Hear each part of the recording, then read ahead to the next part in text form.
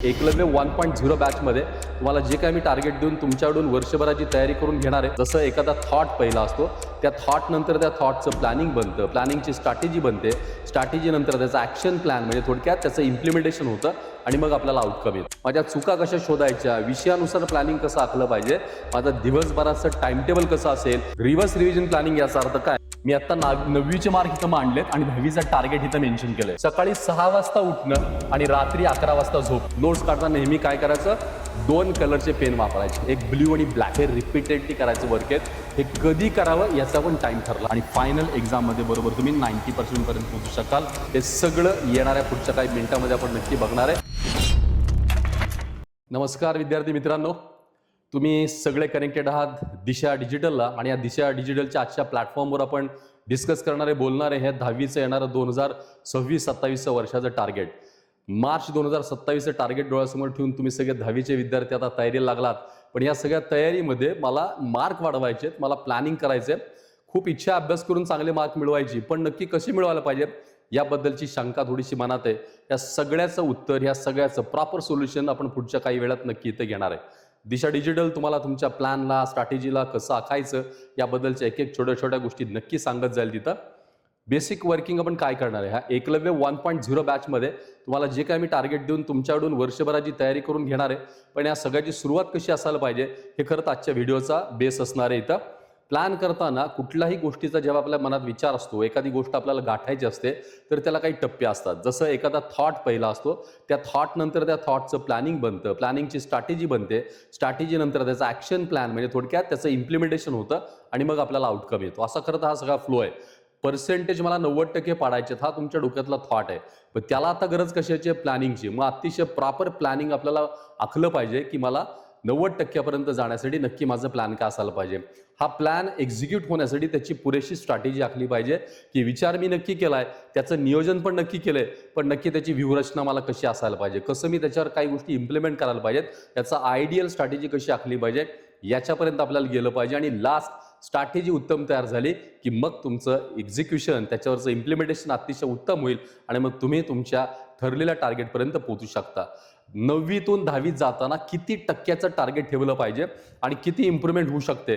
खरं तर ही इम्प्रूव्हमेंट 3-4% ते अगदी 15, 18, 20, 22, 25% पण इम्प्रूव्हमेंटचा चान्स आहे.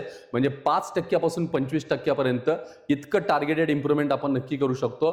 फक्त त्याला योग्य मार्गदर्शनाची, योग्य दिशेची आणि योग्य मेंटरची गरज आहे. दिशा डिजिटल तुम्हाला या सगळ्यावर एक एक गोष्ट आपण नक्की करत जाऊया.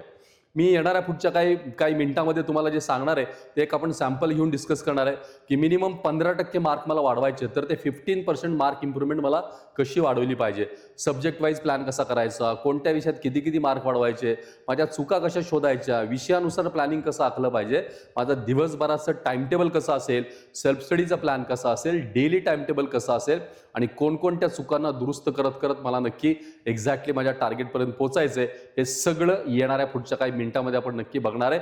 एक एक स्लाइडच्या माध्यमातून आपण हे सगळं चेक करत करत जाऊया तिथं काय नक्की वर्किंग आणि कशा पद्धतीने आपण हा प्लॅनकडे जाऊ शकतो. अख्खं 10वीचं वर्ष तुमच्या काही ठराविक स्टेपमध्ये आपण डिवाइड जर केलं तर तुम्हाला अगदी जून महिन्यापासून पुढच्या मार्च महिन्यापर्यंत एक 4-5 स्टेप तुम्हाला दिसतील. ही स्टेप नंबर 1 दिसते तुम्हाला. याच्यामध्ये स्पेसिफिक जून ते ऑक्टोबर हा पहिला टार्गेटेड वर्क आहे. याच्यात काय करायला पाहिजे, आपलं सिलेबस कम्प्लिशन टार्गेट आहे. 100% सिलेबस कम्प्लिशन हा जून महिन्यापासून ऑक्टोबर महिन्यापर्यंत ही स्टेप नंबर 1 आहे. स्टेप नंबर 2 काय सांगते, नोव्हेंबर डिसेंबर, की जिथं आपल्याला प्रॉपर रिव्हिजन करायचे, प्रत्येक कॉन्सेप्टची, प्रत्येक गोष्टीची 100% रिव्हिजन करावे लागेल.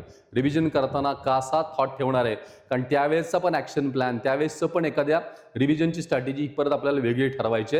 पण तोपर्यंत ह्या 2 महिन्याचं बेसिक स्ट्रक्चर काय असेल, तर डिटेल रिव्हिजन, 100% टेस्ट पेपरचं सॉल्विंग असेल, प्रत्येक पेपर गणित आपण छोट्या छोट्या चुका दुरुस्त करत करत जाणार आहे. हे सगळं त्या सेकंड फेजमध्ये.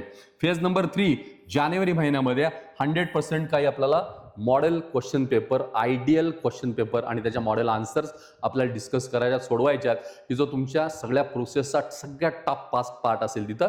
कारण जानेवारी महिन्यातला तुमचं प्रिपरेशन, संपूर्ण अभ्यासक्रम संपल्यानंतर, पुरेशी उजळणी, पुरेशी टेस्ट पेपर संपल्यानंतर लास्ट फेजमध्ये, बोर्डच्या अगोदरच्या लास्ट पेपरमध्ये फेजमध्ये केलेली एक उत्तम तयारी असते. त्यामुळे जानेवारी महिना तुम्हाला एकदम क्लासिक तयारी करायची आहे आणि ती आपण काही प्रॉपर मॉडेल क्वेश्चन पेपर्स आणि आन्सर्सवर आपण काम करणार आहे. त्यानंतर चौथी स्टेप तुमची आहे. या चौथ्या स्टेपमध्ये फेब्रुवारीमध्ये आपण जे वर्किंग करणार आहे त्याच्यामध्ये स्पेशली एक रिव्हर्स रिव्हिजन प्लॅनिंग आणि फायनल टेस्ट पेपरचा वर्क असेल तिथं. रिव्हर्स रिव्हिजन प्लॅनिंग याचा अर्थ काय की ज्यावेळेस बोर्डाची परीक्षा असेल त्या बोर्ड परीक्षेच्या बरोबर 9 ते 10 दिवस अगोदर आपण बोर्डासारखी एक रंगीत तालीम करणार आहे. डॉट बोर्डच्या त्या 9-10 दिवसामध्ये कशा पद्धतीने पेपर सोडवणार आहे, कशा पद्धतीने प्रत्येक गोष्ट असेल अशी सेम टू सेम लास्ट 10 डेजमध्ये आपण रिव्हिजन करणार आहे. याला रिव्हर्स रिव्हिजन आपण म्हणू. म्हणजे प्युअर आपल्या फायनल एक्झामची एक रंगीत तालीम असेल. एक पेपरमधला स्पेस, त्यातल्या सुट्ट्या, हे सगळं कॅल्क्युलेट करून आपण करणार आहे. आणि त्याच्यानंतर लास्ट ही 5वी स्टेप जी असेल ही फेब्रुवारी-मार्च महिन्यातली की जी फायनल बोर्ड एक्झाम. आणि त्या फायनल बोर्ड एक्झामच्या मध्ये सुद्धा बऱ्याच वेळा काही सुट्ट्या असतात मेन पेपरला. या सगळ्या सुट्ट्यांच्या मध्ये कसं अभ्यास करायचा, कसं वर्किंग करायचं, या सगळ्याबद्दलचं आपण डिस्कशन करणार आहे. याचा अर्थ काय तर ओव्हरऑल 5 स्टेपमध्ये तुमचं अख्खं वर्ष आता डिस्ट्रीब्यूट होते आणि प्रत्येक टप्प्यातले पार्ट आपल्याला पुढपर्यंत जायचे. त्या ठराविक टप्प्यात आपण ह्या सगळ्या गोष्टीचे डिस्कशन नक्की करत जाऊ. फेज नंबर 1 म्हणजे सिलेबस कम्प्लिशन. याच्यामध्ये काय काय करायचं याबद्दल पण बोलू. पण तत्पूर्वी एकदा 10वी काय नक्की आहे आणि कशी आहे याच्याबद्दलच्या काही छोट्या गोष्टी आपण नक्की पाहत जाऊ. तिथं काय वर्क असणार आहे, कशा पद्धतीने काय पार्ट राहील तुमचा, तर तो अगदी स्पेसिफिक लक्षात ठेवा की काय ज्या गोष्टी करणार आहे किंवा कशा पद्धतीने आपल्याला जात 100% सिलेबसच्या प्रमाणे आपण काम करू शकतो. नंतर फेज 2 मध्ये काय करायचं, आता एक्झॅक्टली याच्यात काय वर्किंग असणार आहे. जसं मी मगाशी एक सॅम्पल बद्दल बोलत होतो की 15%चा आपल्याला टार्गेट आहे. म्हणजे 75% मला 9वीला मार्क आहेत आणि मला 10वीला आता मिळवायचे आहेत 90%. 15%चा प्रोग्रेस किंवा 15%चं टार्गेट स्पॅन आहे आणि तो आपण सगळा बरोबर 15%चा कसा करायचा हे नक्की करू शकू. 15% याचा अर्थ किती मार्क आहेत तर 90 मार्क्स आहे. तुम्हाला कळतं की प्रत्येक म्हणजे 1% 6 सब्जेक्टचे तुमचे आपण बेस्ट ऑफ 5 नंतर विचार करूया. 6 विषयांचे 600 मार्क. सो 1% तुमचा जो असेल 6 मार्कांचा असणार आहे. त्याच्यामुळं 90 मार्क हे आपल्याला इम्प्रुव्हमेंटच्या प्लॅनिंगच्या आपल्या डोक्यात पाहिजेत. आता हे सगळं करताना आपण कशाविनी जाणार आहे, कसे हे 15% मिळवायचे आहेत, या प्रत्येकाबद्दल आपण नक्की विचार करू शकू की कसं मला तिथपर्यंत जाता येईल. ओव्हरऑल तुमचं 10वी जर सगळं बघितलं तर हे 3 ग्रुपमध्ये डिवाइड होतं. पहिला ग्रुप आहे लँग्वेजचा, दुसरा ग्रुप आहे टेक्निकल सब्जेक्ट आणि तिसरा ग्रुप आहे तुमचा SS किंवा सोशल स्टडीजचा. लँग्वेज जी तुमची आहे पहिल्या ग्रुपमधली त्याच्यामध्ये तुमच्या 3 प्रमुख भाषा आहेत.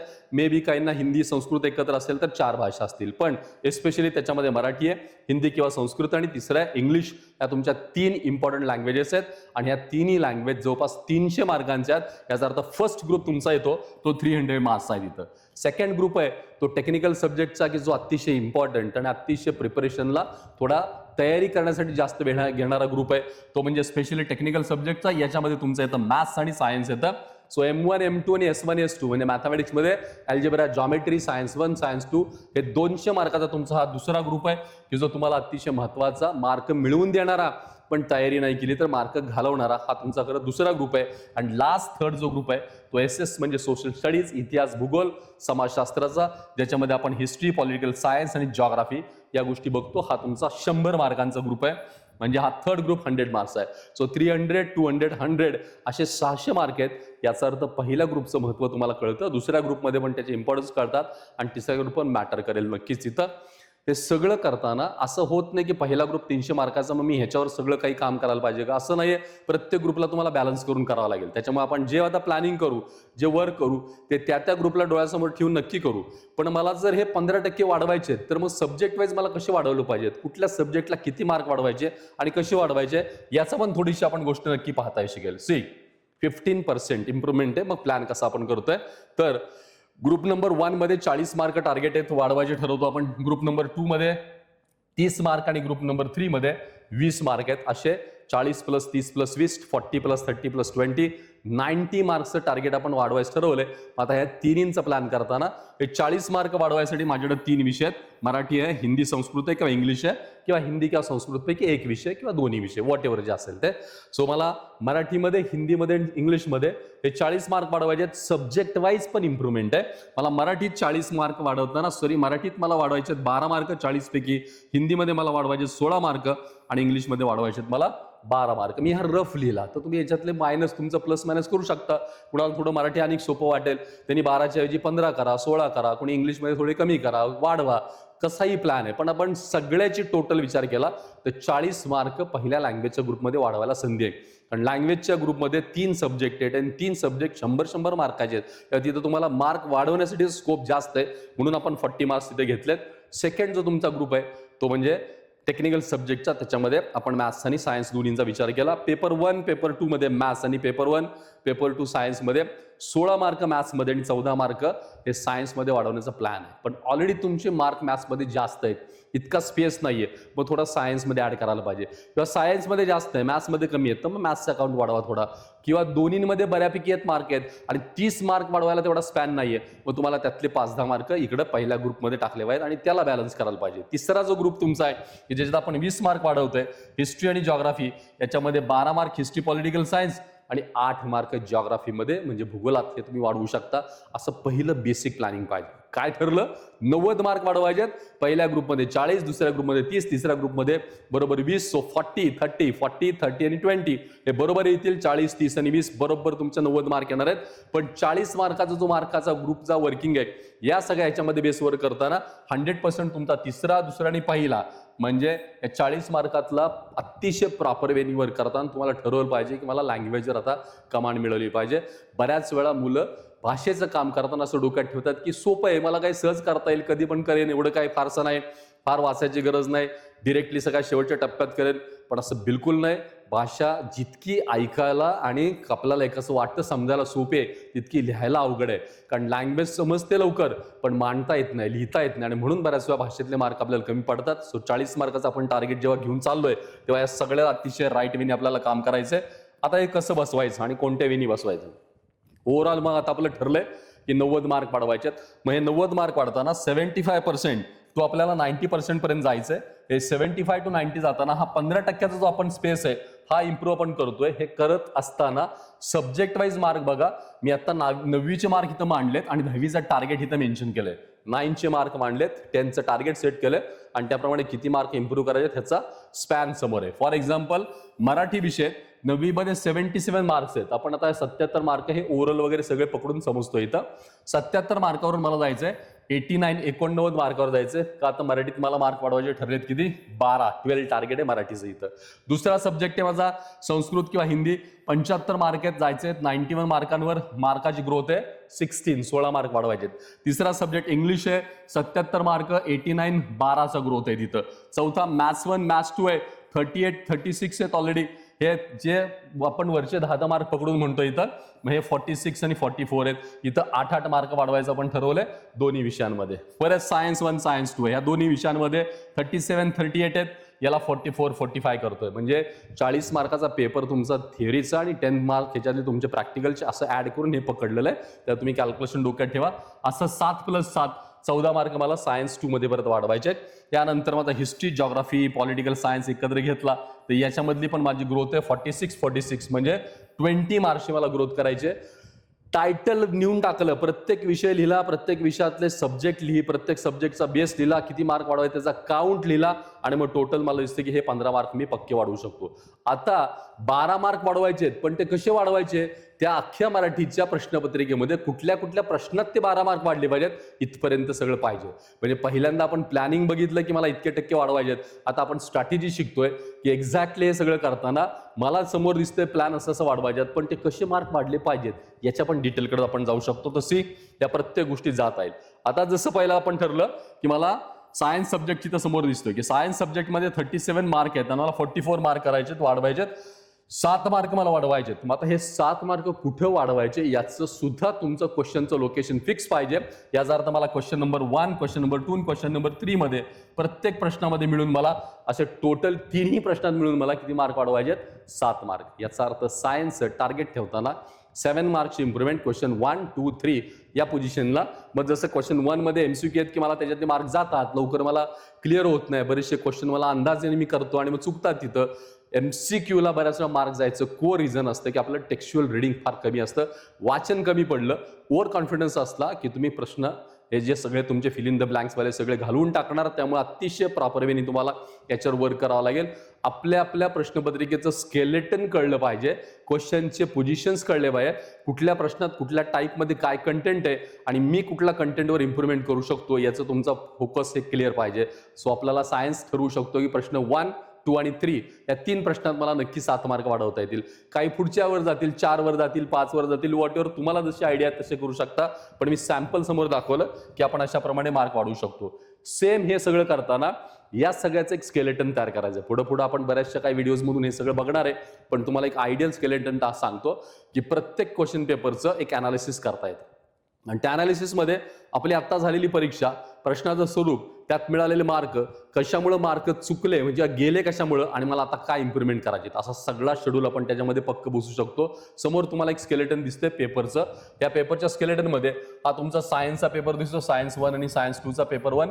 हे स्टुडंटचं भरलेलं स्केलेटनचं स्कॅन कॉपी आहे, त्यामुळे थोडंसं लांबून तुम्हाला जास्त क्लिअर दिसणार नाही, पण तुम्हाला अंदाज येऊ शकेल. तिथं स्टुडंटचं नाव, स्टँडर्ड, एक्झाम, सिलेबस, कुठला chapter 1 to chapter 8, chapter 1 to 8 चॅप्टरवर, टॉपिकवर ही एक्झाम होती. मग इथं काय दिसतंय, हा क्वेश्चन नंबर 1 आहे, या क्वेश्चन नंबर 2 आहे. मग क्वेश्चन नंबर 1 मध्ये काय, तर इथं दिसतंय आन्सर द फॉलोइंग क्वेश्चन. हे 5 MCQ क्वेश्चन्स आहेत.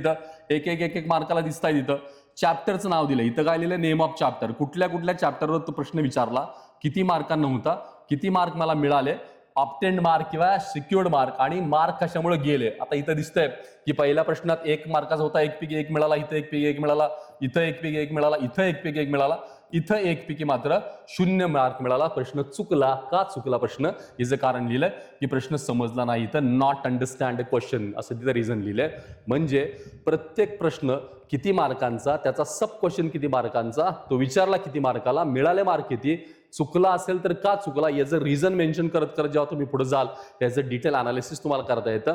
आणि मग तो वर्किंग प्लॅन आपण बनवू शकतो की जे मी ठरवलंय की मला पहिल्या प्रश्नात 7 मार्क वाढवायचे आहेत, दुसऱ्या तिसऱ्यात म्हणून 7 वाढवायचे आहेत, तर क्वेश्चन 1 मध्ये माझे मार्क किती जात आहेत, तो ओव्हरऑल 10 मार्काचा क्वेश्चन आहे, आणि मला बऱ्याच वेळात किती मार्क जाताना इथे दिसतंय. हे पहिले 5, दुसरे 5, ए आणि बी मध्ये टोटल आउट ऑफ 10. आता या स्टुडंटला 8 मार्क मिळालेत, पण तुम्हाला मे बी 3 किंवा 4च मिळत असतील. मग इथं तुम्हाला 2 किंवा 3 मार्क वाढवायला स्पॅन असेल, चान्स असेल तिथं. मग तुम्ही पक्क ठरवाल आउट ऑफ 10 मला नेहमी 3 किंवा 4च मार्क मिळतात, मला 7 किंवा 8 मार्कावर इथं जाता येऊ शकतं, 3 किंवा 4 मार्क वाढवायचं मला स्कोप इथे. सायन्सच्या क्वेश्चन नंबर 1 मध्ये ए आणि बी दोन्ही मिळून मी मिनिमम 3 मार्क्सचं इम्प्रुव्हमेंटचं टार्गेट ठरवेन. आणि मग ते कुठलं, तुम्हालाही आयडिया येतात की काही ठराविक चॅप्टर आहेत की जिथला माझा प्रश्न कायम चुकतो, त्यातला MCQ ला माझा कायम चुकतो. मग तुम्हाला लक्षात येईल की मला इथं MCQ ला या चॅप्टरचं करेक्ट येण्यासाठी थोडं रिडिंग जास्त ठेवलं पाहिजे, कंटेंट रिडिंग मला चांगलं करायला पाहिजे, थोडे नोट्स काढताना मला डिटेल काढल्या पाहिजेत, आपोआप तुम्हाला इथपर्यंत काही गोष्टी कळायला लागतील. अशा पद्धतीने तुम्ही क्वेश्चन 1चं इम्प्रुव्हमेंट प्लॅन कराल. हा क्वेश्चन 2 दिसतोय तुम्हाला, या क्वेश्चन 2 मध्ये एनी 5 करायचे आहेत, 10 मार्क आहेत, 2 मार्काला एक क्वेश्चन आहे तिथं, आणि ह्याच्यामध्ये दिसतंय तुम्हाला प्रत्येक 2-2 मार्काला प्रश्न तिथं. ओव्हरऑल 7 क्वेश्चन टाकलेत, त्याच्यामध्ये आउट ऑफ 5 कुठले लिहायचे, 5 लिहायचे. चुकला इथं काहीच नाही, सगळे करेक्ट आले, त्यामुळे इथं रिझन दिसत नाहीये, पण तुम्ही आयडेंटिफाय करू शकता क्वेश्चन 2 मध्ये मे बी 10 पैकी मला ऑन एन एव्हरेजली 4 किंवा 6 मार्क मिळतात, आणि माझे बाय डिफॉल्ट 4 मार्क जातात. कुठल्या ना कुठल्या मधले 2 मार्कातला अर्धा जातो, 1 जातो, अख्खाच्या अख्खा काही वेळेला जातो.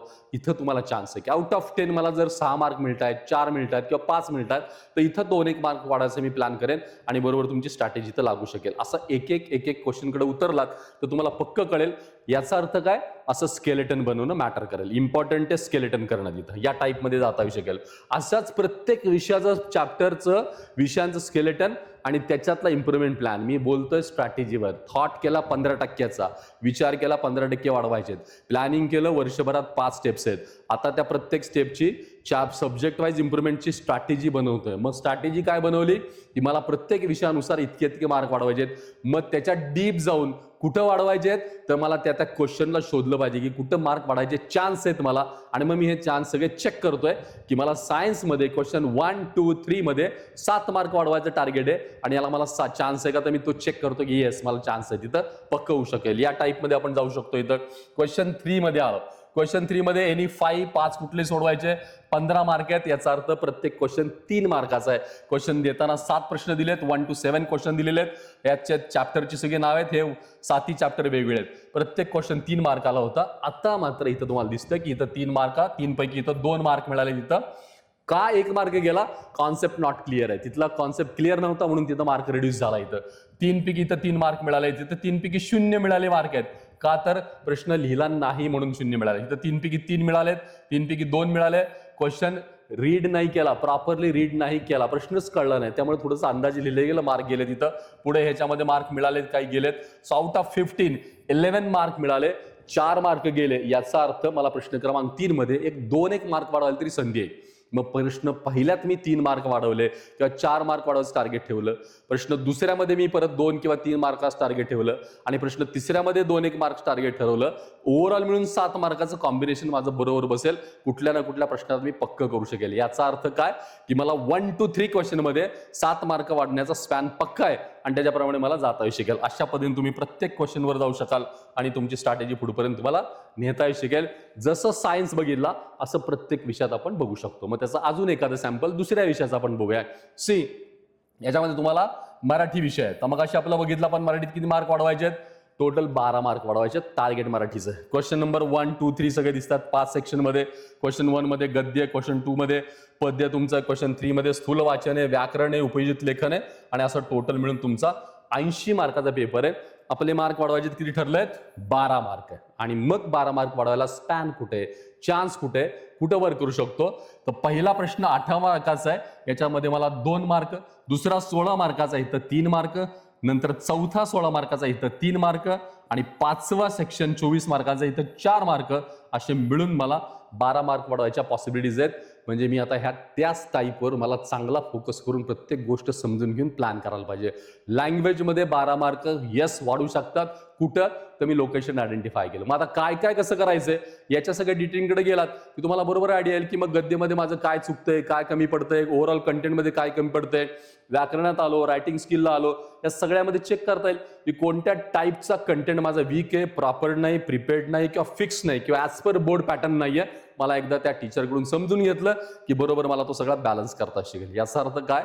तर मला सब्जेक्ट कळाला, टार्गेट कळालं, क्वेश्चनचं लोकेशन कळालं, तिथं इम्प्रुव्हमेंटचा प्लॅन मला करता येणार आहे. मराठीत 12 मार्क आपण पक्के वाढवू शकतो. सेम तिसरा क्वेश्चन सब्जेक्ट आहे तुमचा इंग्लिशमध्ये आपण 12 मार्क्सचं टार्गेट ठेवलंय. क्वेश्चन 1, 2 सगळं दिसतंय तुम्हाला. लँग्वेज स्टडी आहे, क्वेश्चन 2 टेक्स्च्युअल पॅसेजेस आहेत, पोएट्री आहे, नंतर नॉन टेक्स्च्युअल आहे, नंतर रायटिंग स्किल आहे, रायटिंग स्किल पार्ट 2 आहे आणि स्किल डेव्हलपमेंट आहे. असे 10, 20, 10, 15, 15, 10, 5 80 मार्क्सचा तुमचा असणारा इंग्लिशचा लँग्वेजचा पेपर. आयडियली इंग्लिशचं प्रॅक्टिस, अंडरस्टँडिंग आणि त्या सगळ्या बेसवर तुम्ही अतिशय खरं तर प्रॉपर वर्क करायला पाहिजे. कारण शेवटी वापरातली भाषा, तुमची रेग्युलर मदर टंग आणि जी काय व्यावहारिक भाषा आहे, दोन्हीमध्ये जसा फरक पडत राहतो तसा इंग्लिशचा फरक हा नक्की पडतो. पण थोडंसं प्रॉपर तयारी केली तर नक्की मार्कांमध्ये तुम्हाला वाढ दिसू शकेल. या सगळ्या 80 मार्कांच्या त्या सेक्शनमध्ये कुठं कुठं मार्क वाढायला चान्स आहे याचं पुन्हा लोकेशन इंग्लिशमधले फिक्स केले. जसं इथं टेक्स्च्युअल पॅसेज दिसतोय, आउट ऑफ 20 पैकी मला काही ना काही मार्क पडतायत, पण इथं मला मार्क वाढवायचे किती? 4 मार्क वाढवायचे. तसंच मला नॉन टेक्स्च्युअलमध्ये 3 मार्क वाढवायचे, रायटिंग स्किल दोन्हीच्या ह्याच्यामध्ये मला 2 आणि 3 मार्क वाढवायचे. असा प्रत्येक पोझिशन फिक्स झाली की ओव्हरऑल कळेल मला 12 मार्क वाढवायसाठी माझी जागा पक्की तयार झाली. हे जेव्हा तुम्ही अगोदर फिल्टर कराल तेव्हा तुमचं वर्क प्लॅन प्रॉपर होणार आहे. नाहीतर सकाळी रोज शाळेला गेला, ट्युशनला गेला, अजून काही करत राहिला, होमवर्क केला, अभ्यास करत करत राहिला आणि वरवर केलं तर असं मार्क वाढणार नाहीत. मार्क वाढण्यासाठी तुम्हाला तुमच्या चुकांच्या जागा शोधल्या पाहिजेत आणि त्या जागांवर वेगवेगळ्या पद्धतीने काम करत करत त्या सगळ्या एरर दुरुस्त करत मार्क इम्प्रुव्हमेंट करण्यासाठीचा प्लॅन करायला पाहिजे. तरच स्कोर इम्प्रूव्ह होणार आहे. अदरवाईज तुम्ही नुसते स्टडी करत राहाल, नुसतं बेसिक मांडत राहाल, इम्प्रुव्हमेंट मात्र दिसणार नाही. म्हणून आपण लोकेशन शोधतोय आणि ते क्वेश्चन आयडेंटिफाय करतोय की जिथं आपल्याला स्पेस आहे क्वेश्चन मधून मार्क वाढवण्याची. हा दुसरा तिसरा झाला सब्जेक्ट आहे. सेम हिंदीमध्ये चौथा सब्जेक्ट 16 मार्क आहेत. त्याच्यासारखं मराठीसारखंच तुम्हाला इथं दिसतंय. कुठल्या आहेत वाढवू शकाल.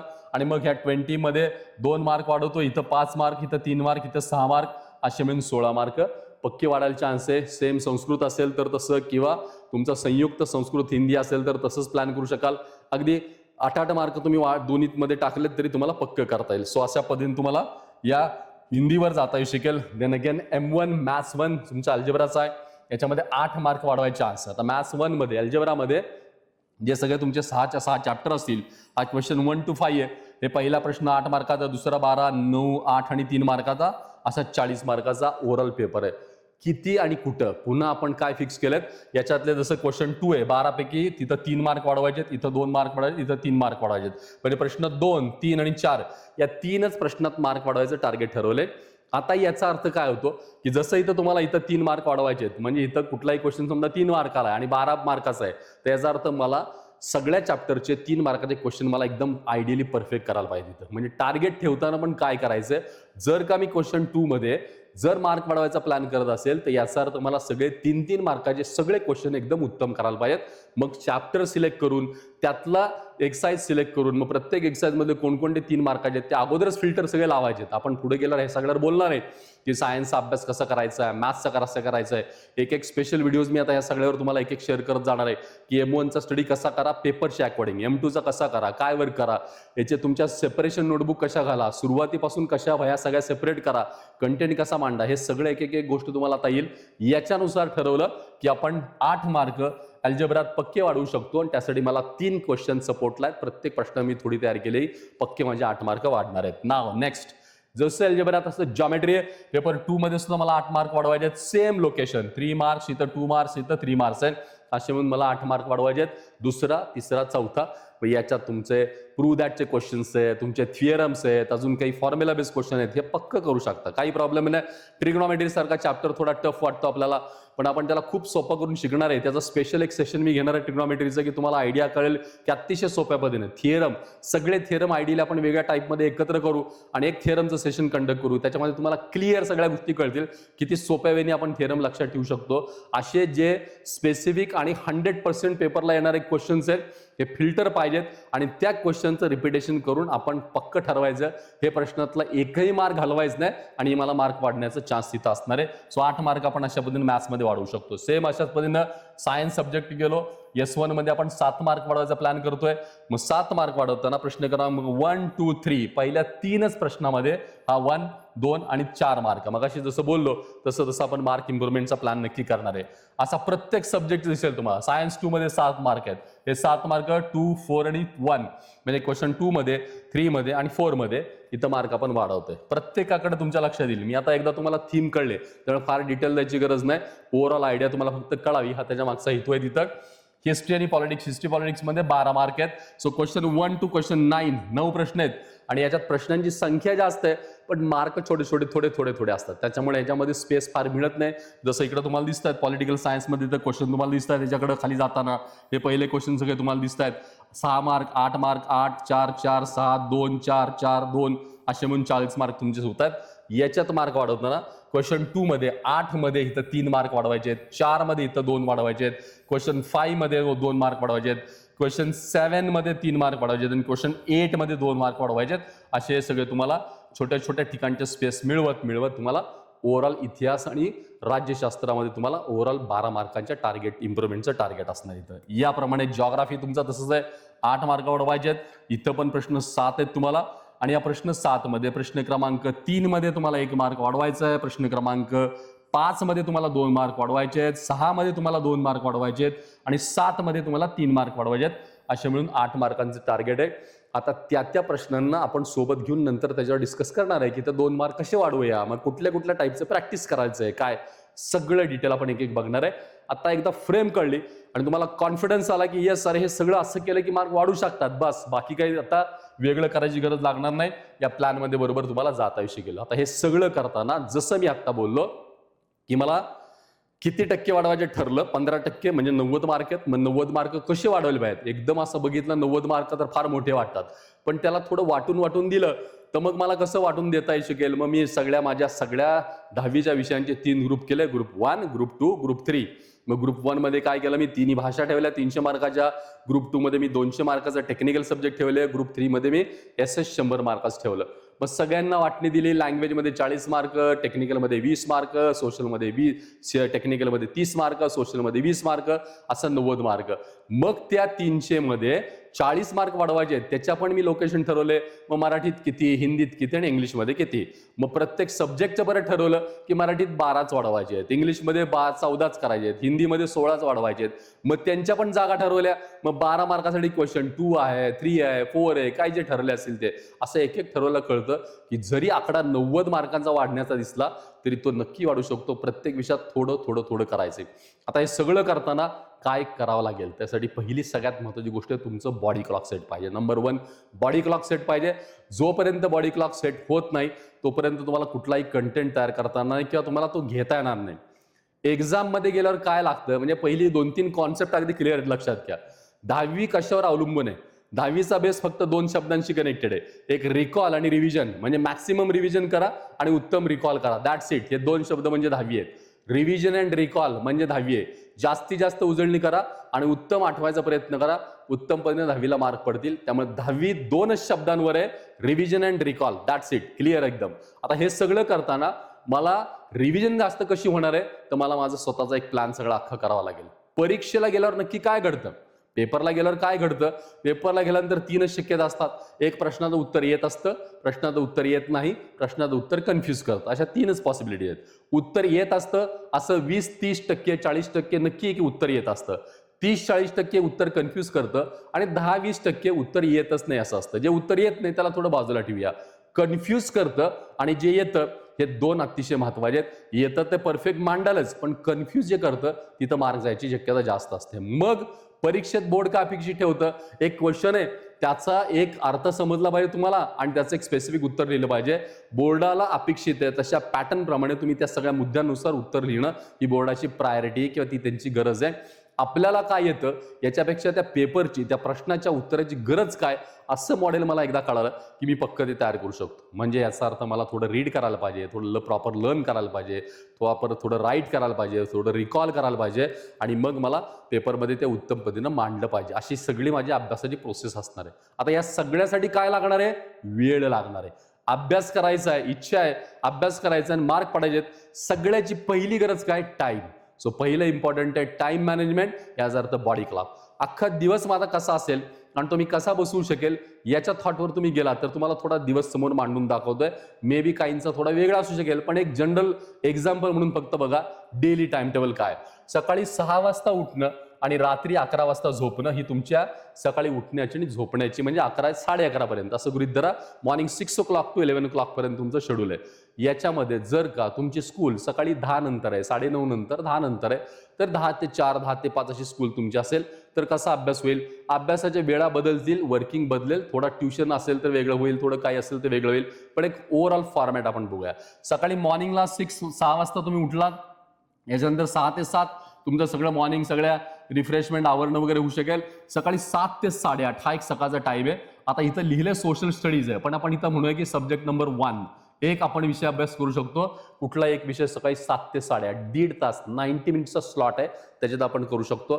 त्याच्याबद्दल पण पुढे गेल्यावर बोलणार मी तिथं.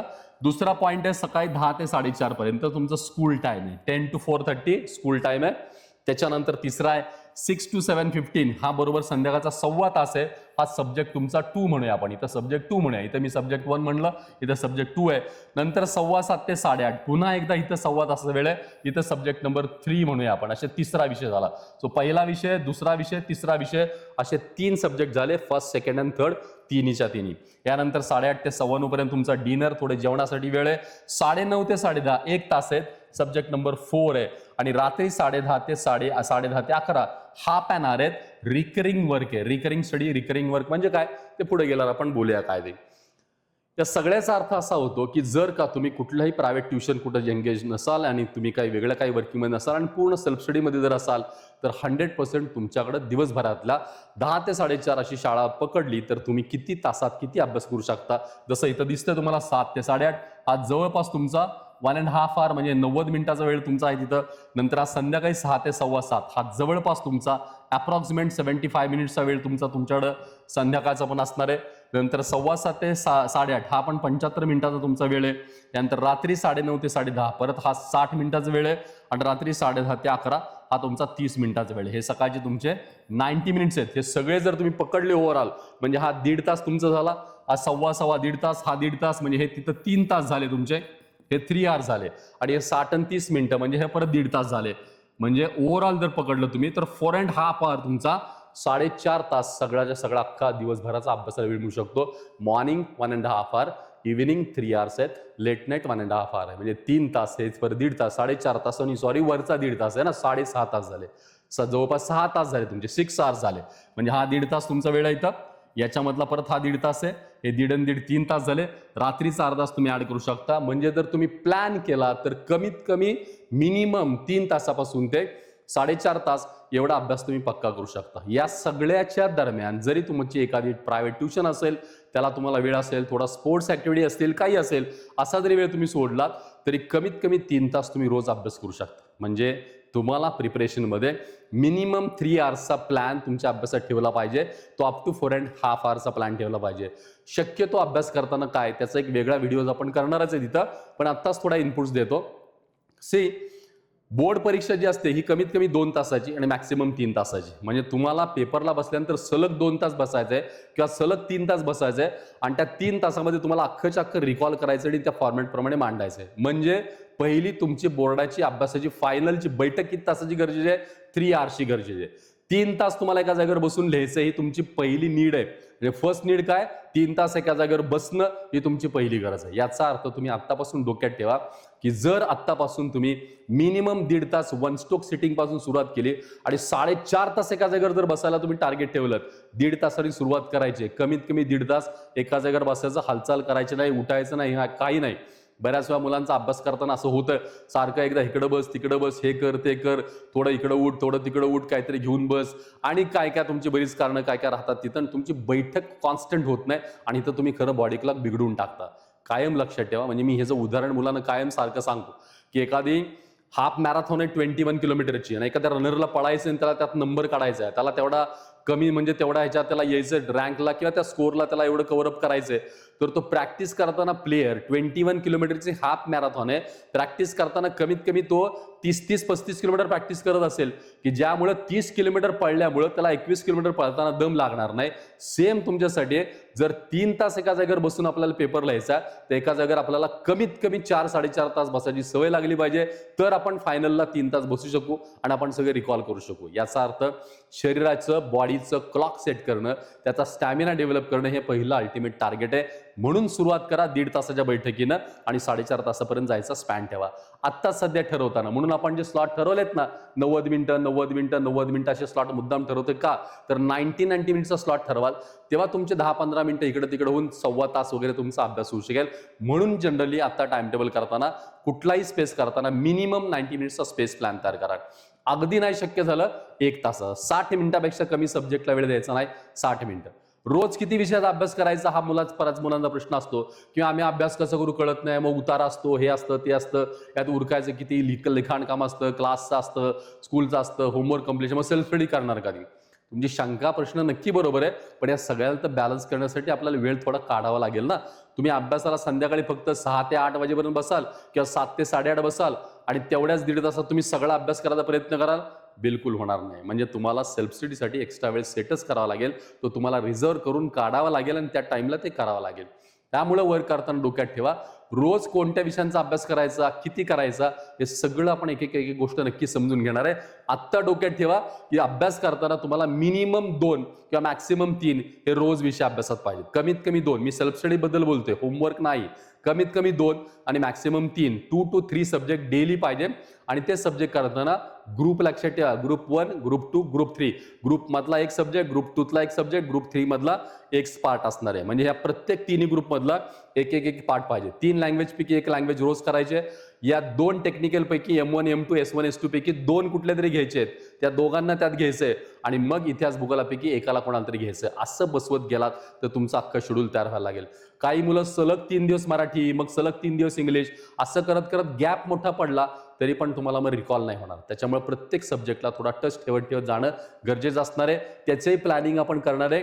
रोजचा अभ्यास कसा करायचा याचा एक वेगळा व्हिडिओ मी नंतर शेअर करेन. आता मी काय सांगितलं की सकाळी 6 ते रात्री 11-11:30 एवढं तरी तुमचं वेळापत्रक सेट करायला सुरुवात करा आणि त्या टाइम टेबलने बसवा.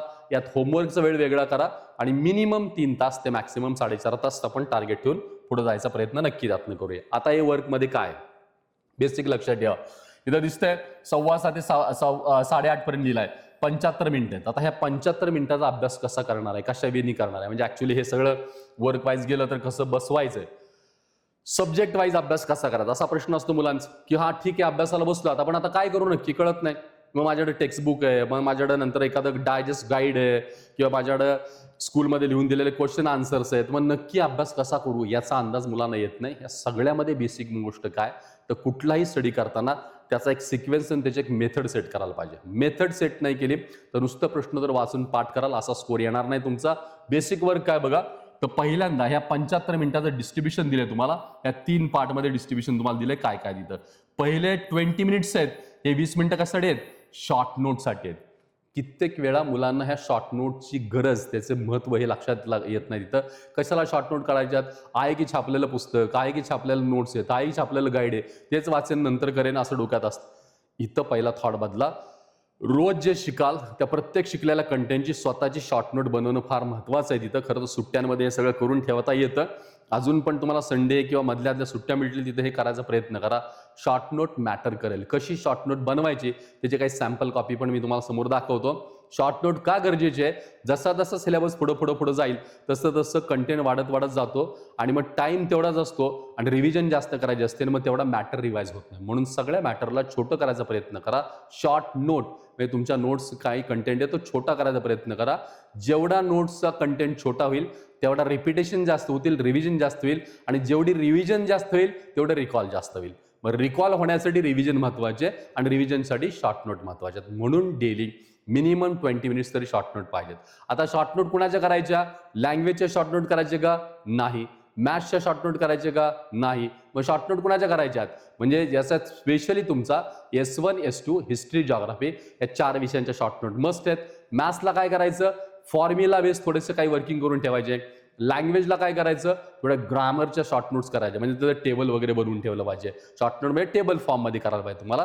सो ग्रामरचं थोडं वर्क करावं लागेल. लँग्वेजेसमध्ये रायटिंग स्किलमध्ये काही पार्ट थोडे त्याचे फॉर्मॅट किंवा मॉडेल वेगळे काढून ठेवले आहेत, हे म्हणजे शॉर्ट नोटचं काम आहे. म्हणजे सब्जेक्ट वाईज शॉर्ट नोट वेगळे असेल, फिल्टर केलेला कंटेंट रिवाइज करण्यासाठी उत्तम पद्धतीनं मांडणं म्हणजे शॉर्ट नोट आहे. 20 मिनिटं शॉर्ट नोटला द्यायचा प्रयत्न करा पहिले. यानंतर क्वेश्चन आन्सर प्रॅक्टिससाठी 45 मिनिट्स पाहिजेत, पुढचे 45 मिनिटं पाहिजेत. म्हणजे पहिले 20 प्लस हे 45, हे कमीत कमी 45 मिनिटं प्रश्नोत्तर वाचनासाठी पाहिजेत. प्रश्नोत्तर वाचन करताना सगळ्यात पहिला प्रेफरन्स आहे टेक्स्टबुकच्या खालचे एक्सरसाइज मधले क्वेश्चन. ही पहिली गोष्ट गरज आहे, कारण त्याच्यावरच पेपर येणार आहे. कारण तुम्ही एकदा चेकआउट करू शकाल. संविधान तक्ता तुम्हाला माहिती असतो किंवा तुम्हाला कळेल प्रत्येक विषयामध्ये, प्रत्येक चॅप्टरमध्ये हा किती मार्काला बोर्डला येणार आहे, कुठल्या कुठल्या टाईपचे प्रश्न येणार आहेत, हे सगळं कळलं पाहिजे. आपण पुढे गेल्यावर ते सगळं बघणार आहे. कारण जेव्हा तुमचा पेपर तयार होतो तर पेपर अख्खा बनतो कसा, क्वेश्चन पेपर बनतो कसा, 4 बेसिक गोष्टीवर, नॉलेज, अंडरस्टँडिंग, स्किल आणि ऍप्लिकेशन. ज्ञान, आकलन, उपयोजन आणि कौशल्य या 4 वर पेपर बनतो. मग 40 मार्काचा जेव्हा तुमचा पेपर बनेल त्याच्यामध्ये बनताना कुठल्या प्रश्नाला किती मार्क आहेत, कुठल्या धड्याला किती मार्क आहेत, याच्यापेक्षा जास्त महत्त्वाचं काय असतं की कुठल्या सेक्शनला किती मार्क टाकलेले आहेत. म्हणजे नॉलेज बेस क्वेश्चन किती मार्काचे, अंडरस्टँडिंग बेस किती, स्किल बेस किती आणि ऍप्लिकेशन बेस किती आहेत. मी एक सॅम्पल घेऊन नंतर एक व्हिडिओ त्याचा डिटेल सांगणार आहे की जर 40 मार्काचा माझा सायन्स विषय असेल तर सायन्स विषयामध्ये मला समजा 12 मार्काचा नॉलेज बेस क्वेश्चन्स आहेत, नंतर 8 मार्काचे स्किल बेस क्वेश्चन आहेत. हे कसं मला कळणार आहे आणि मी प्रॅक्टिस कसं करायचं. मग कित्येक वेळा आपण चॅप्टरवर फोकस करतो, एखाद्या क्वेश्चनच्या टाईपवर फोकस करतो, पण या स्ट्रक्चरवर फोकस करत नाही. कित्येक मुलांना नॉलेज अँड अंडरस्टँडिंग खूप चांगलं कळत असतं, पण त्यांचं स्किल अँड ऍप्लिकेशन, म्हणजे फॉर एक्झाम्पल मॅथ्स सायन्समध्ये तुम्हाला न्यूमेरिकल विचारले तर तो ऍप्लिकेशन बेस्ड क्वेश्चन झाला, डायग्राम विचारली तर तो तुमचा स्किल बेस्ड क्वेश्चन झाला, डेफिनेशन काही बेसिक विचारलं अंडरस्टँडिंग बेस्ड क्वेश्चन झाला, रिझन किंवा ब्रीफ आन्सरल्या तो अंडरस्टँडिंग बेस्ड क्वेश्चन झाला, तुमच्या डेफिनेशन विचारल्या नॉलेज बेस्ड क्वेश्चन झाला.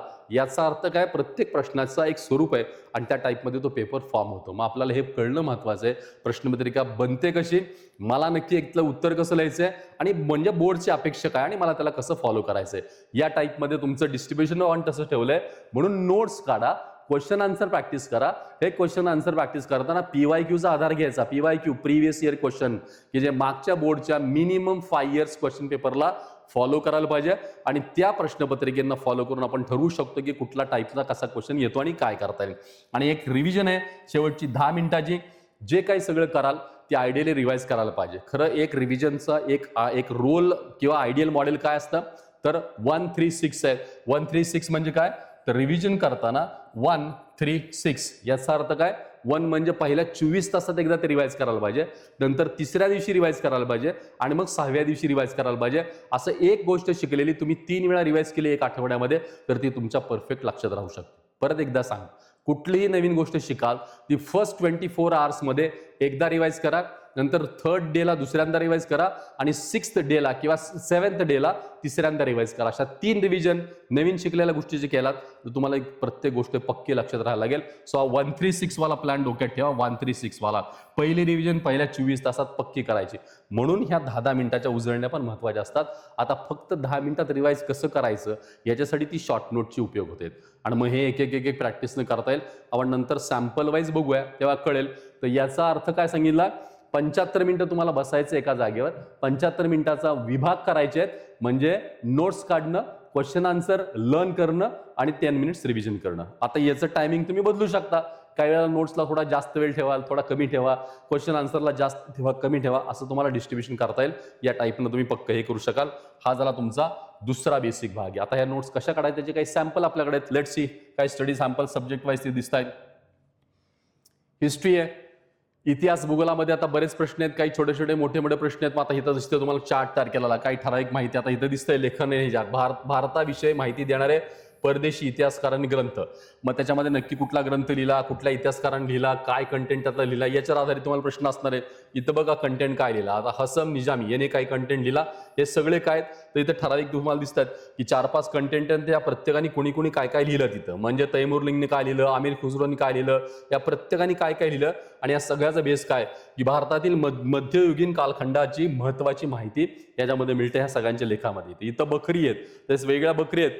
मग हे सभासद बकर आहे, त्याच्यामध्ये काय कोणी कोणी काय मांडलं आणि कशाबद्दल मांडलंय, छत्रपती शिवाजी महाराजांच्या कारकिर्दीची माहिती त्या बकरीत आहे. आता हे सगळं कंटेंट आहे. मग या सगळ्यावर क्वेश्चन बनणार आहे. आता हे सगळं मला जर रेग्युलर फॉर्ममध्ये त्या 10-12 ओळीत वाचायचंय, पाठ करायचं, तसं करण्यापेक्षा मला एका टेबलमध्ये, चार्टमध्ये, एका फ्रेममध्ये, शॉर्ट नोटचे वेगळे प्रकार येतील. असा एखादा टेबल फॉर्म येईल, पाय डायग्रॅम येऊ शकते, फ्लो चार्ट येऊ शकतो, ट्री डायग्रॅम येऊ शकते, काही फ्रेम तुम्ही तयार करू शकता आणि तसं तुम्हाला मांडता येईल. तुमच्या स्टाईलनी करा, तुमच्या वेनी मांडा.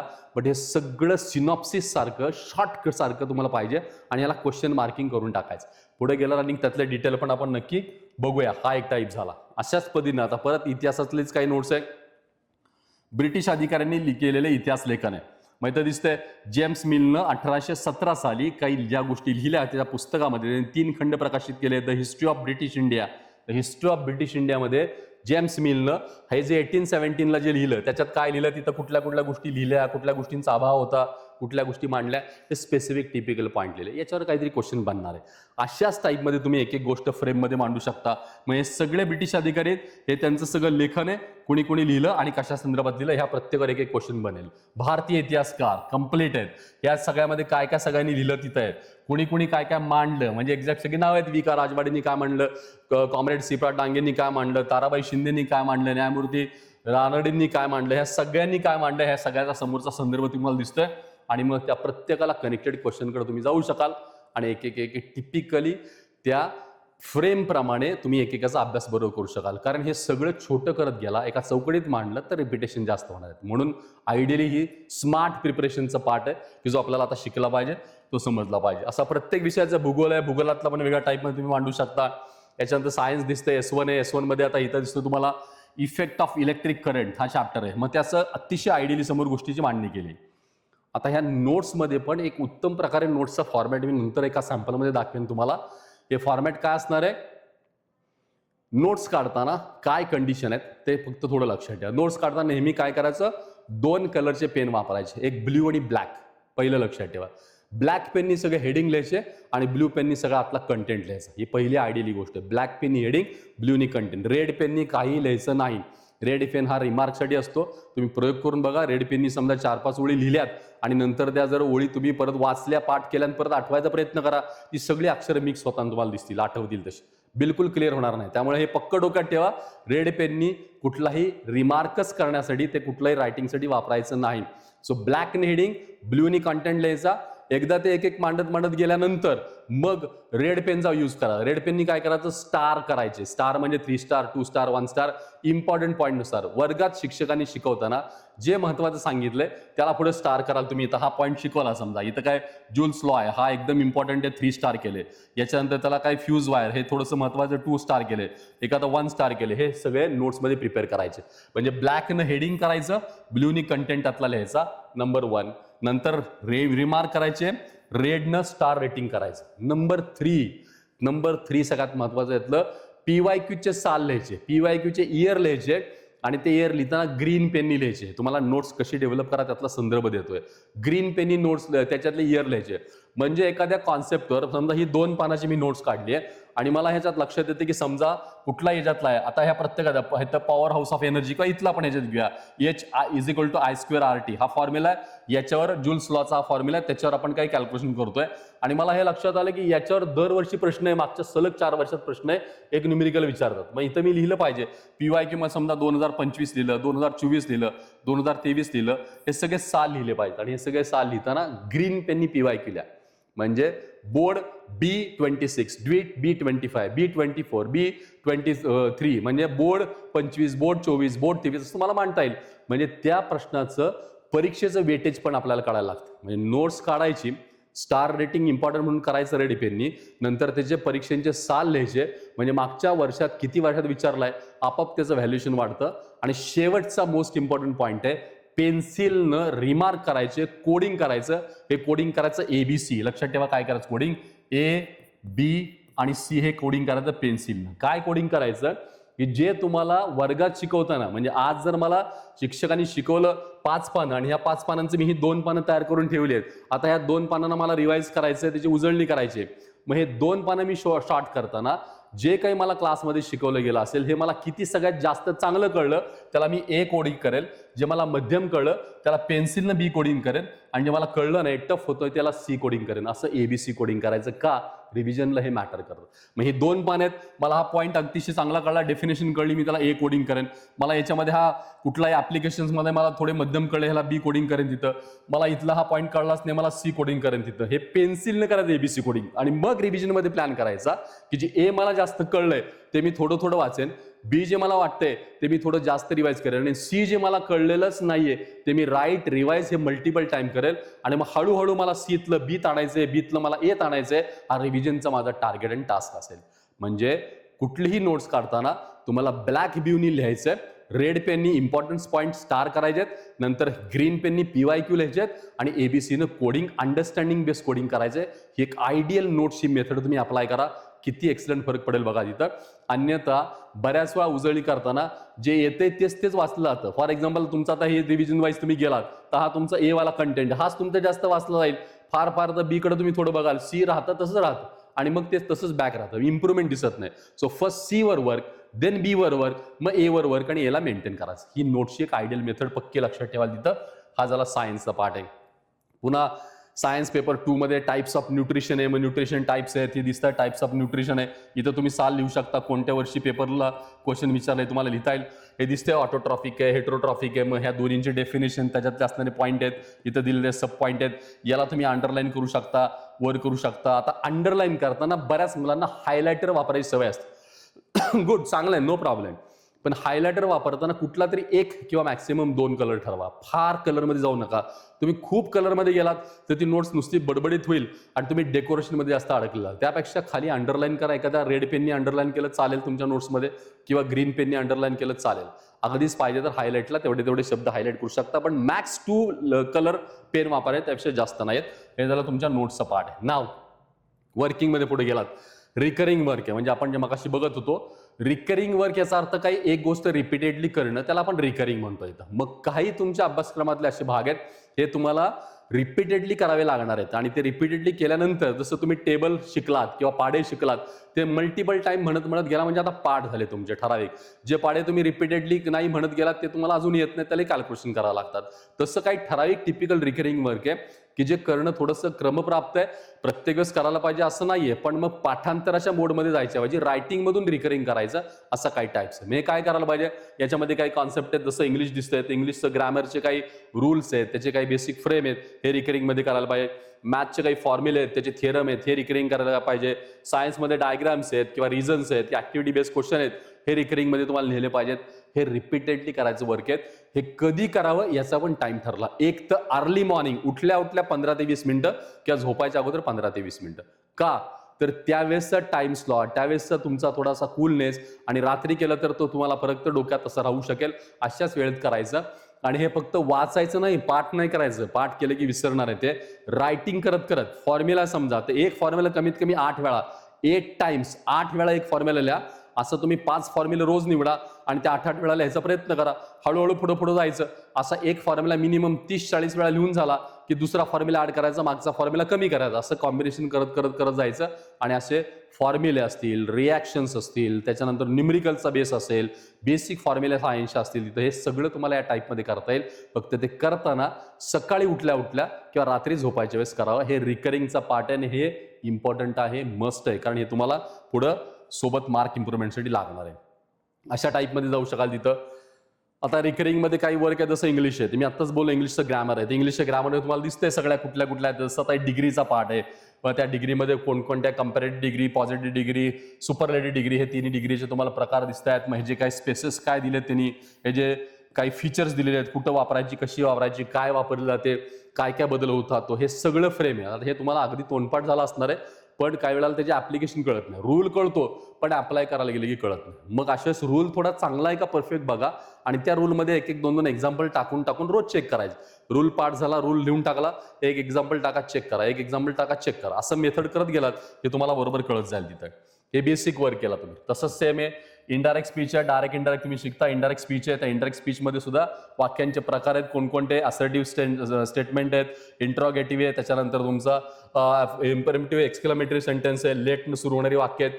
मग त्या प्रत्येकात काय करावं लागतं, कोण मध्ये जो निवेदक आहे तो काय म्हणणार आहे, त्यानंतर त्याला जॉईन करणारा शब्द काय असणार आहे, जसं इथं दॅट आहे, डब्ल्यूएच क्वेश्चन असेल तर कुणी जॉईन करायचं, असं प्रत्येकाचं. हे झाली काय तुमचं फ्रेम, म्हणजे थोडक्यात त्याचं रूल म्हणूया आपण, त्या प्रत्येकाचा झाला. तो रूल एकदा तयार झाला की मग तुम्हाला त्याच्यात वाक्य ऍड करत प्रॅक्टिस करावं लागेल. हा पार्ट इंग्लिशचा तुम्हाला समजू शकतो, या टाईपमध्ये तुम्ही कराल. पॅसिव्ह व्हॉइस आहे, पॅसिव्ह व्हॉइस पण असं शिकता तुम्ही. सिम्पल टेन्स आहे, प्रेझेंट टेन्स मधून कसं, नंतर कंटिन्युअस टेन्स आहे, परफेक्ट टेन्स आहे. या तिन्ही टेन्स मधून कसं पुढे जायचं, कुठलं टू बीचं रूप वापरायचं, पुन्हा ही फ्रेम आली आणि त्याचे परत प्रॅक्टिससाठी क्वेश्चन. हे सगळं आता तुम्हाला बऱ्यापैकी होत झालंय, कळायला लागलं. इथं सायन्समध्ये गेलात तर सायन्समध्ये आपल्याला सेपरेशन बुक्स करायच्यात, त्याच्यावर पण नंतर आपण बोलणार आहे. पण आता हिंट देऊन ठेवेन, तुम्ही जशा शॉर्ट नोट काढाल तशा काही सेपरेशन बुक्स मॅथ्स आणि सायन्ससाठी करा. म्हणजे फॉर एक्झाम्पल मॅथ्समध्ये तुमचा 1 मार्क क्वेश्चन आहे, 2 मार्क आहे, 3 मार्क आहेत, जे काही क्वेश्चन्स आहेत, तर जसा चॅप्टर संपेल तसं प्रत्येक एक्सरसाइजमध्ये 2 मार्काचा क्वेश्चनसाठी वेगळी नोटबुक तुम्ही घालून ठेवा. आणि चॅप्टर जसे संपतील किंवा एक्सरसाइज जसे संपतील तसे 2-2 मार्काच्या क्वेश्चनचं कलेक्शन त्यात करत ठेवायचं. 1.1 सगळे 2 मार्काचे, 1.2 सगळे 2 मार्काचे, 1.3 सगळे 2 मार्काचे, असं पहिल्या चॅप्टरमधले सगळ्या एक्सरसाइजमधले फक्त 2 मार्काचे वेगळे करायचे, व 3 मार्काचे वेगळे करायचे, 4 मार्काचे वेगळे करा, असे सगळे वेगळे करत जायचं. असं सायन्स आणि मॅथ्सला पक्क करा, हे तुमचं स्वतःचं आयडियल क्वेश्चन वाईज एक चांगलं नोटबुक बनेल. आणि हे नोटबुक तुम्हाला रिव्हिजन करताना मात्र फायदेशीर होईल, की एकाच बंचमध्ये, एकाच नोटबुकमध्ये पहिल्या धड्यापासून 6व्या धड्यापर्यंत सगळे 2 मार्काचे क्वेश्चन, सगळे 3 मार्काचे क्वेश्चन, सगळे 4 मार्काचे क्वेश्चन, जसं असेल तसं तुम्हाला पक्क कळायला लागेल आणि हे अतिशय उत्तम करू शकाल. सेम सायन्स आहे, 2 मार्क्सचे क्वेश्चन सायन्स आहेत, इम्पॉर्टंट डायग्राम्स आहेत, या सगळ्या डायग्राम इम्पॉर्टंट समोर दिल्यात. मग या सगळ्या डायग्रामला 2-3 पानात बसवून टाका आणि रोज रात्री झोपायच्या अगोदर डायग्राम काढायच्या. या सगळ्या महत्वाच्या येणारच परीक्षेत, एवढंच फक्त काम करायचं, इतकं स्पेसिफिक आहे. म्हणजे रोज अभ्यास वेगळा करण्याच्या ऐवजी, म्हणजे रोज ठरवून करण्याच्या ऐवजी वेगळ्या वेळेला आणि वेगळ्या टिपिकल टाइम स्लॉटला तुम्ही हे जर करत गेलात तर सगळं कव्हरअप तुमचं नक्की होऊ शकेल. पुन्हा हे इम्पॉर्टंट सायन्सचे रिझन आहेत, हे रिझन 2 मार्काचे आहेत, हे सगळे दिसतात बघा, अख्खे रिझन काढलेले, 20-25 काढले, तिथं सेक्शन वाईज काढलेत, हे दिसतात सगळे तुम्हाला. एक 40-50 असे रिझन काढून ठेवले आणि रोज नुसते रिझनचे मेन पॉईंट लिहिलं, किती वेळ लागतो सगळं करायला. फक्त रोजचे 15 मिनिटं आणि 2 रिझन फक्त करायचे, बास. काही 1 महिन्याभरात तुम्ही 30-40 रिझन सहज चांगले करू शकाल. असं एक गोष्ट कम्प्लिशनकडे जाऊ शकाल आणि तुम्हाला पण पोहोचता येईल. थिअरम्स आहेत मॅथ्स मधले असणारे थिअरम, हा तर पक्का आहे तुम्हाला. चॅप्टर जसा फर्स्ट दिसतोय सिमिलॅरिटी चॅप्टर आहे, सेकंड चॅप्टर पायथागोरस थिअरम आहे, सर्कल आहे, हे सगळे चॅप्टर आणि त्यातलं दिसतात बघा. हे 4 थिअरम सिमिलॅरिटीचे बाय डिफॉल्ट येणार तुमचा. काही झालं तर ह्याच्यावर थिअरम आहे, हा बीपीटी थिअरम आहे, बेसिक प्रोपोर्शनॅलिटी थिअरम कंपल्सरी आहे, त्याच्यावरचे क्वेश्चन कंपल्सरी आहेत, म्हणजे त्याला काही पर्यायच नाही काय तिथं. असे काही ठराविक आहेत की ज्याच्यावर ऍप्लिकेशन बेस पण क्वेश्चन आहे आणि थिअरम पण तुम्हाला तिथं प्रेझेंटसाठी किंवा मांडण्यासाठी प्रूव्ह करण्यासाठी विचारतात. हे पायथागोरसमध्ये 2 थिअरम आहेत, सर्कलमध्ये हे 3-4 थिअरम, 4-6 थिअरम आहे तिथलं, ह्या प्रत्येकाचा भाग आहे. हे सगळे करू शकेल.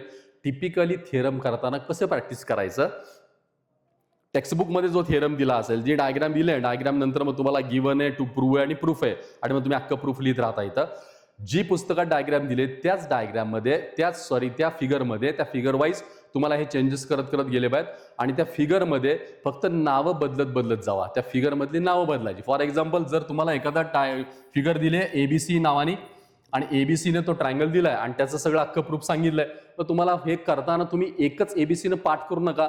असे 3-4 तुम्ही परत ट्रायंगल प्रॅक्टिससाठी घ्या, नावं बदला. एकदा PQR घ्या, एकदा XYZ घ्या. असं तुम्ही बदलत गेलात की आपोआप तुमच्या सगळ्या तयारी होत राहतील.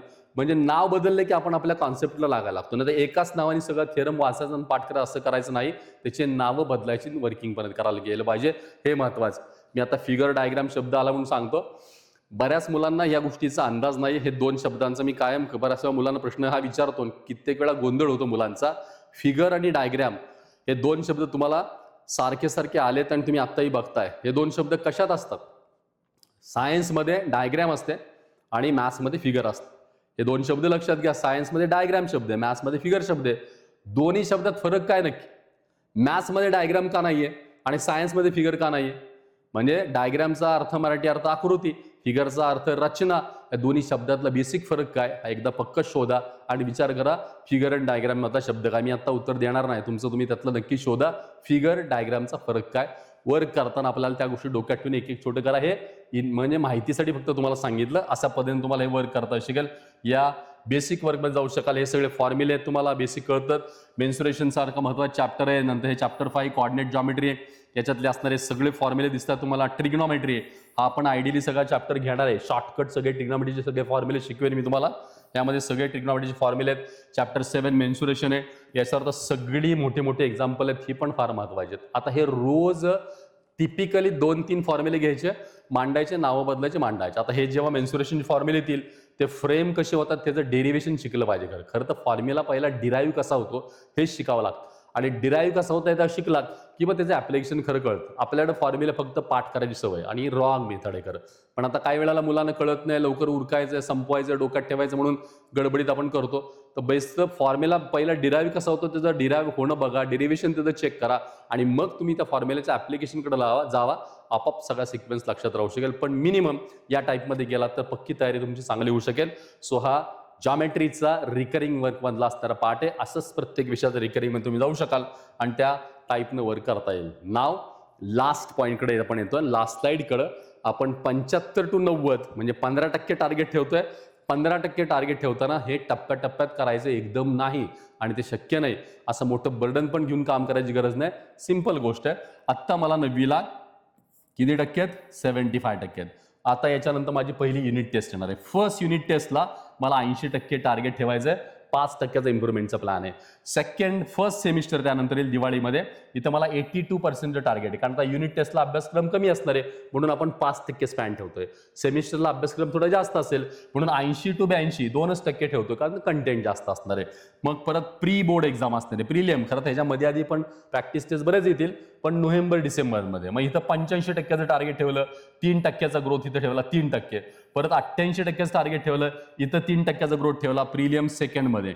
मग फायनल प्री बोर्ड एक्झाम मध्ये 92 म्हणजे फायनल प्री बोर्ड म्हणजे बोर्डाच्या अगोदरची आपण जी म्हणू फायनल एक्झाम आहे, त्याच्यामध्ये परत तिथं 3%, 4%चं टार्गेट ठेवलं तुम्ही इम्प्रुव्हमेंटचं आणि फायनल एक्झाम मध्ये बरोबर तुम्ही 90% पर्यंत पोहोचू शकाल. जेवढं टार्गेट फायनलमध्ये आहे त्याच्यापेक्षा 2-3% अचीव अगोदरच करायचं हे पक्का डोक्यात ठेवा.